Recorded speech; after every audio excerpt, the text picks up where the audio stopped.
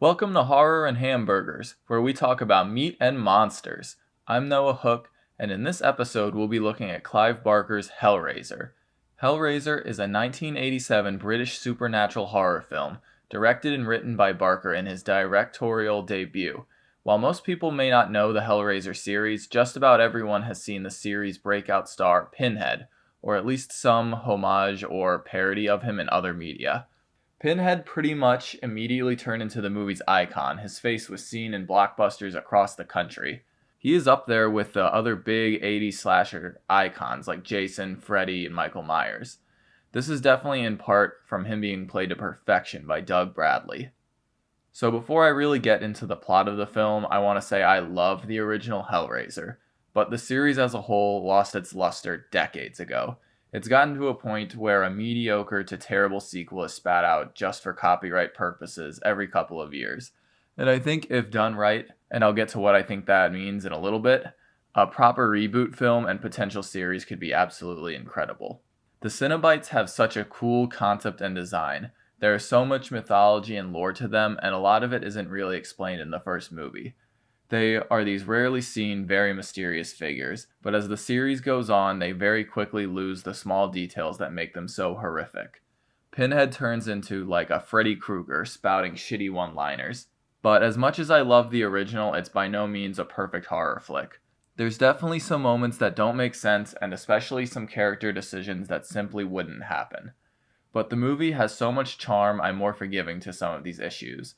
Some of the practical effects are incredible, especially when considering the movie was made on a $900,000 budget, which in 1986 would get you a lot further than today, but was by no means a big budget. Just for comparison, Predator had an $18 million budget, The Lost Boys had an $8.5 million budget, even Evil Dead 2 had a $3.5 million budget. But what they lacked in dollars, Barker made up with passion and vision, as Hellraiser is based on Barker's own novella, The Hellbound Heart. The story is pretty much the same from the book to the movie, with a few changes mostly involving character relationships. But the point is, Barker had been imagining this story for a long time. So despite the low budget and lack of film experience, he definitely had a plan going in. One last thing I'd like to note, they almost named the film Sadomasochists from Beyond the Grave.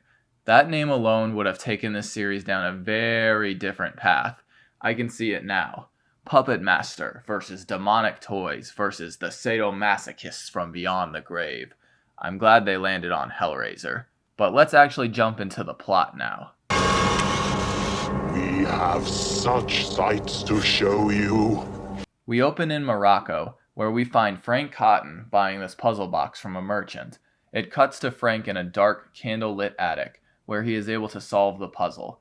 Hooked chains emerge out of the darkness and tear into his flesh. All that is left are the chains hanging with pieces of Frank, as well as a weird spinning pillar that also has pieces of Frank.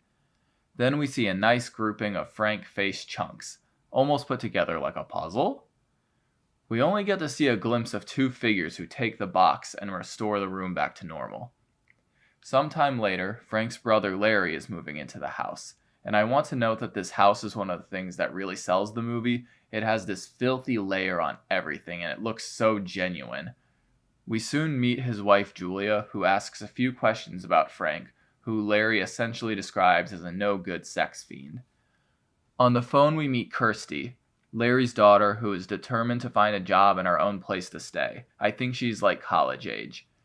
It is made evident very quickly that Kirsty's mom is dead and Julia is Larry's second wife.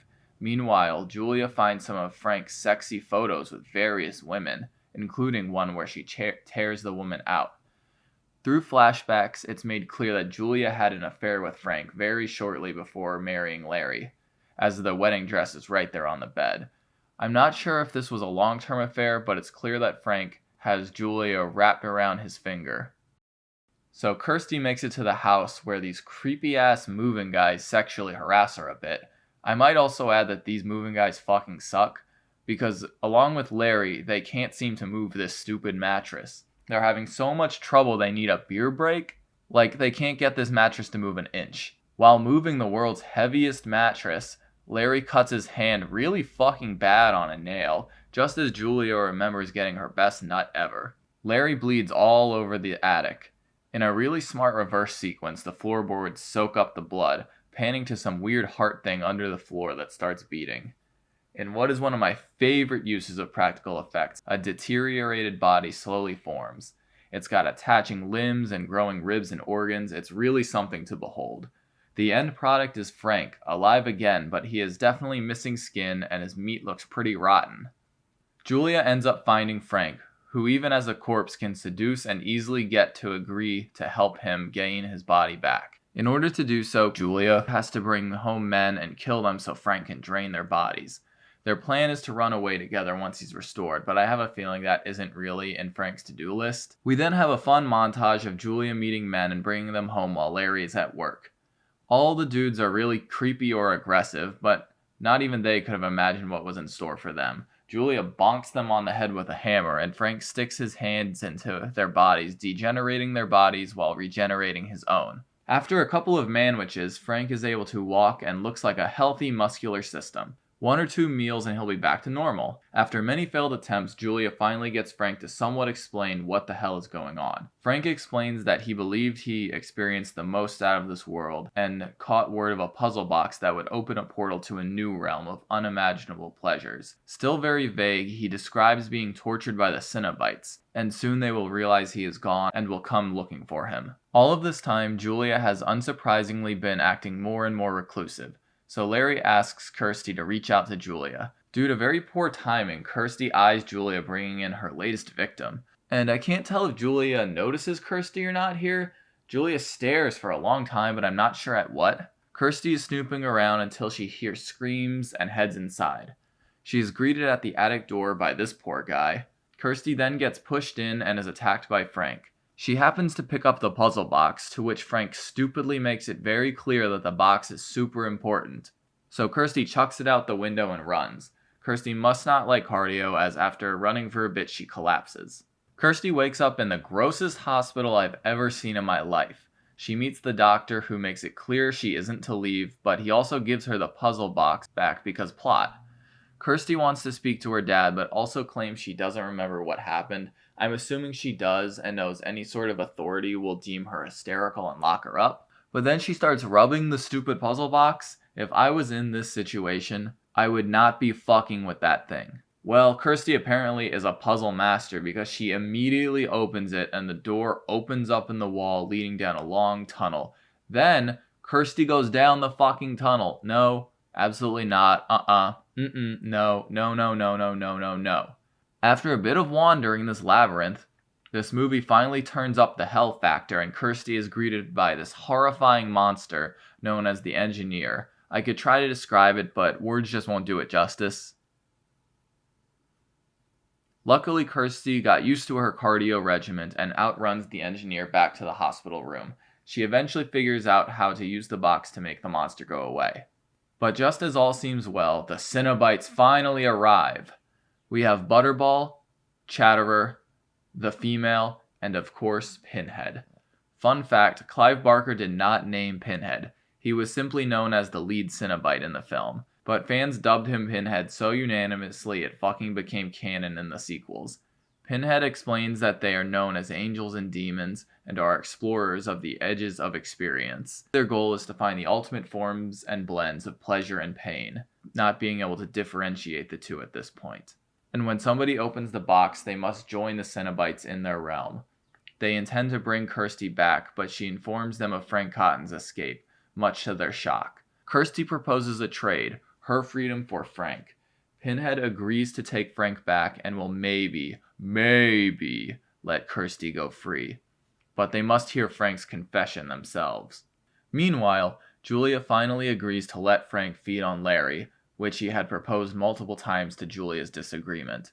For a while, it seemed like Julia did genuinely care for Larry and wouldn't be able to live with killing him, but after Kirsty's discovery, letting him live wasn't really an option. Kirsty returns home to what is clearly Frank wearing Larry's skin. He is bleeding all around the hairline and the back of his neck, but Kirsty somehow believes it's her dad and they killed Frank. She convinces them to show her Frank's body. They lock her in with the bloody, shriveled up body where the Cenobites appear and demand to have the man who did this. Kirsty tries to run from them but is snatched by Julia. Frank states his true identity, and when he tries to seduce her the way he has Julia and fails, he tries to stab her. But Kirsty just says nah and dodges that knife, leaving Julia stabbed in the stomach. Frank then immediately and remorselessly drains Julia's body. They then play hide and seek where Kirsty successfully hides from Frank, going through a bit of a final girl circuit with one body appearing, but then literally and immediately leaves the room she was hiding in and cries loudly in plain sight. I legit thought this was some sort of trap, but no. He comes up from inside a different room and grabs her. She could have just run down the stairs and out the house, but no. Luckily for Kirsty's dumbass, Frank brags about killing her father, which finally gives the Cenobites the info they wanted. They quickly make their presence known to Frank, who is more focused on the fact Kirsty set him up. He tries to kill her, only to once again be ensnared by hooks. This time we get to see it, and it is gnarly. The hooks quickly rip Frank to pieces. And of course, the Cenobites aren't done, and they decide they still want Kirsty. They begin chasing her through the house, where she finds Julia in a bed with her face ripped off, holding the box. Kirsty pries it from her hands, and because she is a fucking puzzle master, knows that in order to send the Cenobites back to hell, you just have to do the opposite motion from opening it. Pinhead makes that especially clear by saying, "Don't do that." Maybe stop telling Kirsty exactly what she should be doing. This is, for me, where the movie kind of runs out of steam or money or time or something, because it just becomes so easy for her to banish the Cenobites. She just opens and closes the box and BAM! Really bad animated electricity, energy, whatever the fuck appears, traces the Cenobites and they disappear. She vanishes Pinhead, the female, and Chatterer in a matter of seconds. Not to mention the Cenobites are just slowly coming towards her with tiny knives. Tiny, tiny little knives. Where are the magic hooks? By now the house is shaking and glowing and collapsing. Oh, by the way, Kirsty has a boyfriend. He's been around the whole movie, but really doesn't need to be here. He shows up and Butterball is about to prison shank him, and I assume, oh, Kirsty is going to use the lame box technique, but no. Something even lamer happens. Some debris from the shaking house falls on him, and that's it. The Cenobites are defeated, I guess. The engineer returns one more time, but is also immediately sent back to Boxland. Well, the house burns down, and this scene confuses the heck out of me. I can't tell if this is supposed to be the burnt down house, or some other location with lots of small fires, because I don't recall the house being under an overpass. Oh well. Kirsty throws the box in the fire.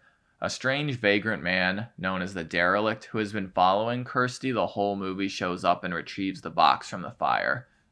I'm not sure what his deal is. I guess he is some sort of spy for the Cenobites. I just don't know why he would have been following Kirsty the whole time. He was following Kirsty well before the Cenobites even knew Frank had escaped. Then he turns into a really cool bone dragon thing and flies the fuck back to hell, I guess. Oh wait, no, he flies back to Morocco, where the same merchant is offering the box to a new prospective customer. And that's the film. So let's talk about what worked and what didn't. I pretty much loved the sets. They had that disgusting 80s grime all over them in every single scene. And the Cenobites all look amazing. The engineer looks a little clunky in some scenes, but when considering the sheer size of this practical effect and all of its moving parts, I can stand by it. And the multiple variations of Frank all look good. So slimy. I think all of the actors do a good job. I wouldn't say any award winners, but there isn't any jarringly bad acting.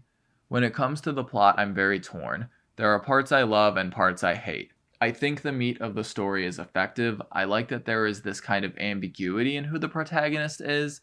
We spend most of our time with Julia, watching her struggle with his gruesome process for Frank, all the while trying to protect Larry. We get to watch her descend to the levels of Frank, and you kind of hope Julia will have this change of heart or a moment of redemption that never comes. Kirsty is around the whole film, and it can definitely be assumed that she will be the final girl, but she is also absent for a good portion of the movie. The movie really gives each of the main characters time to flesh themselves out. I guess the exception to that point would be Frank a little bit. I don't really know much about him. What is his goal when his body is completely regenerated? Why isn't he turned into a Cenobite? I guess at this point in the timeline we don't even know that's a possibility, but what happens in the Cenobite realm is very vague. I think my biggest question is, who is the Derelict? According to the lore I found, he is a sort of guardian to the box and protects it from harm. That's why he turned into maybe his true form and took the box out of the fire, so I assume in some way he works together with the Cenobites, if he isn't outright considered one. But what I don't understand is, why is he following Kirsty throughout the movie?